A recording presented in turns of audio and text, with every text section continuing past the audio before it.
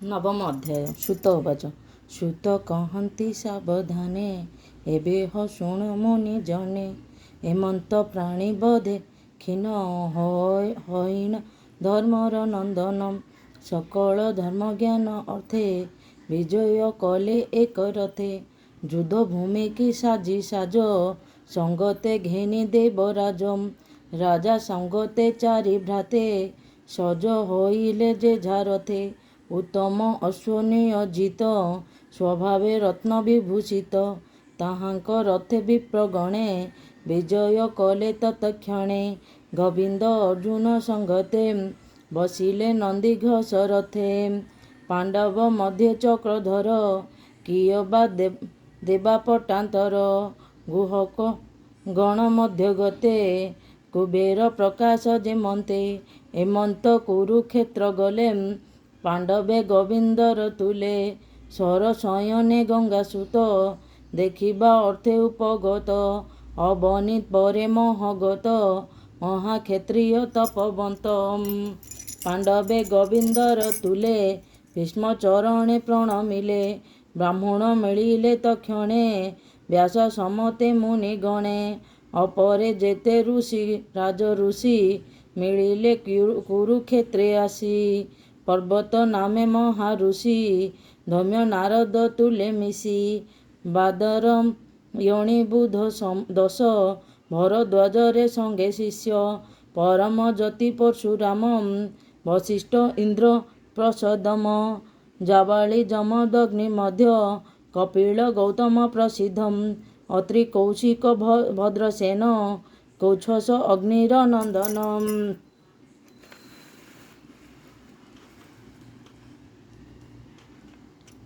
ନିର୍ମଳ ଚେତା ବ୍ରହ୍ମଚାରୀ, ମିଳିଲେ ଶୁକ ଆଦି କରି। ଏମନ୍ତ ସର୍ବେ ମୁନି ଜନେ, ମିଳିଲେ ଭୀଷ୍ମ ସନ୍ନିଧାନେ। ମୁନିଙ୍କୁ ଦକ୍ଷିଣ ପଚାରି, ଶୟନେ ପ୍ରଣମିତ କରି। ଧର୍ମଜ୍ଞ ଗଙ୍ଗାର କୁମର, ଯେ ଦେଶ କାଳ ରିପୁହର। ତେଣୁ ପୂଜିଲେ ଏକେ ଏକେ, ମୁନିଙ୍କ ଦୃଢ଼ ମାନସିକେ।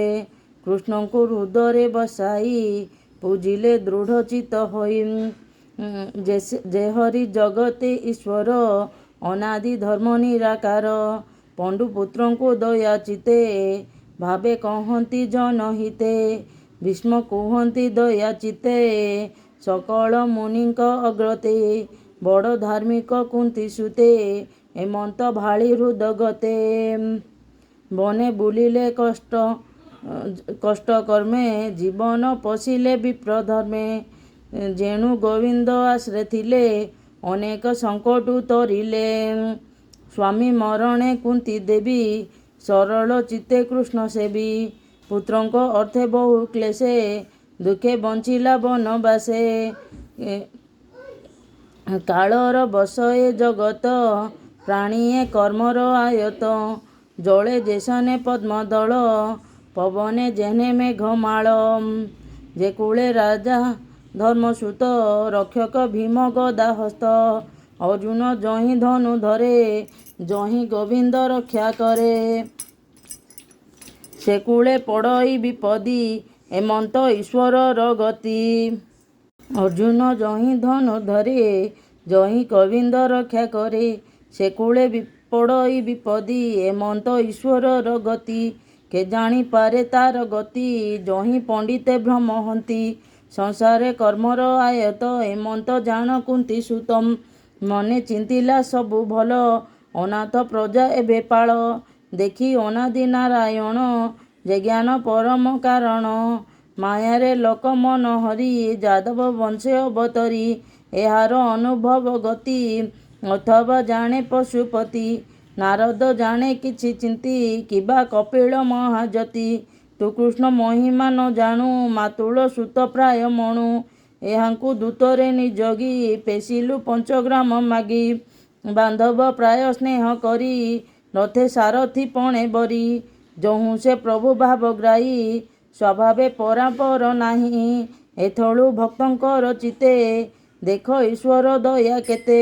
ଜୀବନ ଛାଡ଼ିବାର ବେଳେ, ମିଳିଲେ ସରଶଯ୍ୟା ଠାରେ। ଯାର ଚରଣ ଭକ୍ତି ଭରେ ନିଶ୍ଚିନ୍ତ ଚିତ୍ତ ଅନ୍ତକାଳେ ତୁଣ୍ଡ ଯେ ନାମ ଉଚ୍ଚାରନ୍ତି ପରମ ପଦ ସେ ବସନ୍ତି କର୍ମ ବାସନା ଯାଏ ଦୂର ଏମନ୍ତ ମହିମା ଯାହାର ସେ ଦେବ ଦେବ ଭଗବାନ ଭାବେ ଜାଣିଲେ ମୋର ମନ ଚିତ୍ତେ ପ୍ରକାଶ ହେଉ ମୋର ମୁହିଁ ଛାଡ଼ିବି କଳେବର ପ୍ରଫୁଲ୍ଲ କମଳ ଲୋଚନ ସୁନ୍ଦର ପ୍ରସନ୍ନ ବଦନ ଚକ୍ର ସହିତେ ଚାରି ବାହୁ ତାପଦେ ମୋର ଧ୍ୟାନ ରହୁ ଏମନ୍ତ ମୁନିଗଣ ଚାହିଁ ସୁତ କହନ୍ତି ଭାବ ବହି ଭୀଷ୍ମ ବଦନ କର୍ଣ୍ଣ ଶୁଣି ଧର୍ମନନ୍ଦନ ମନେ ଗୁଣି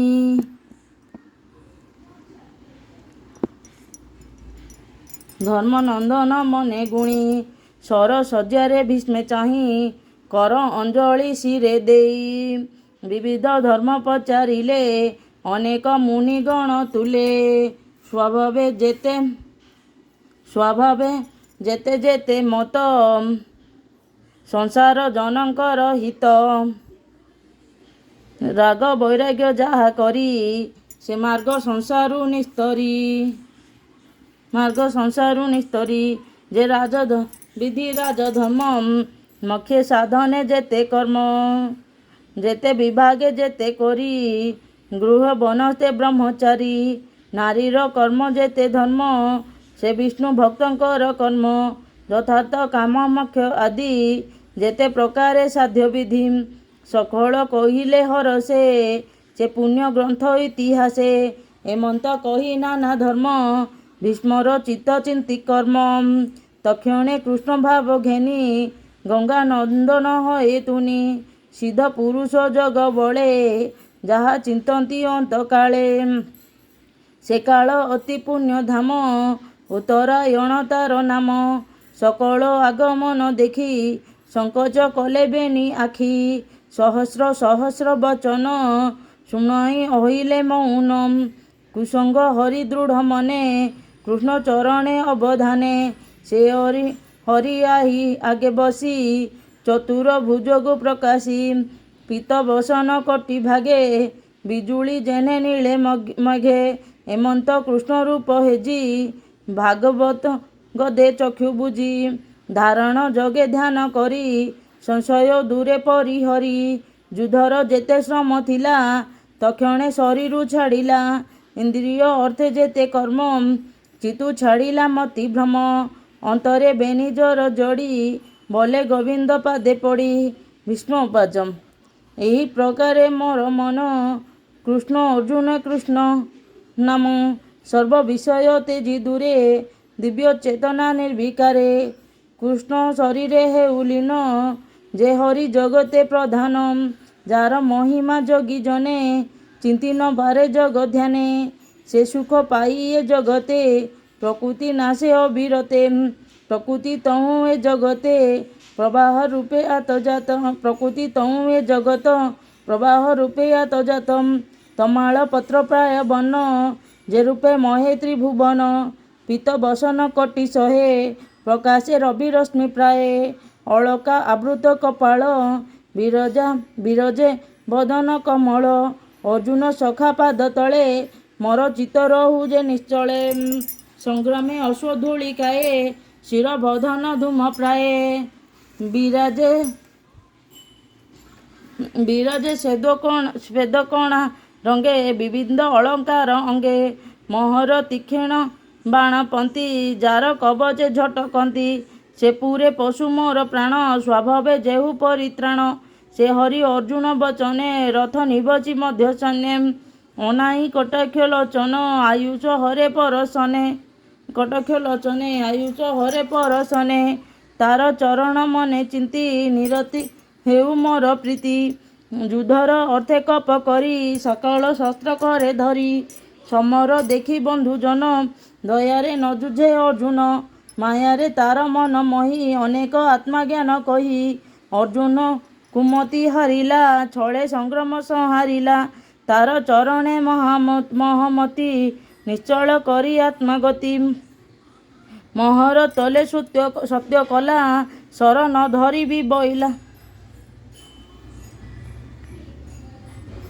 तार चरणे महमती निश्चल करी आत्मगति मोहर तुले सत्य कला शरण धरिबी बोइला मोहर तीक्ष्ण बाणे कपि मोर वचने मते स्थापी तक्षणे अस्त्र धरी हस्ते रथु धाइला भूमि गते धामन्ते अवनी कंपिला उतरी कंधु उड़ीगला चक्र उंचाई महाकपे मिलिला मोहर समीपे धर्मेण समर उपेक्षी सिंह देशने गज देखी मु हाथ ताई पणे रुंधी अनेक बाण तर बिंदी विच्छिन्न कला सेना संगे देखी दाहिला अति बेगे रुधिर भूषण शरीर भूमिकंपई पाद भूषण शरीरे भूमिकंपई पाद तले से हरि ध्याई मोर प्राण मु एबे पशिली शरण विजय रथ से सारथी रथ आरोही शुभ चिंती संग्राम करी जेते मले स्वतकी मुक्ति से लभिले एबे संग्राम अंतकाले मचित रहु पाद मूले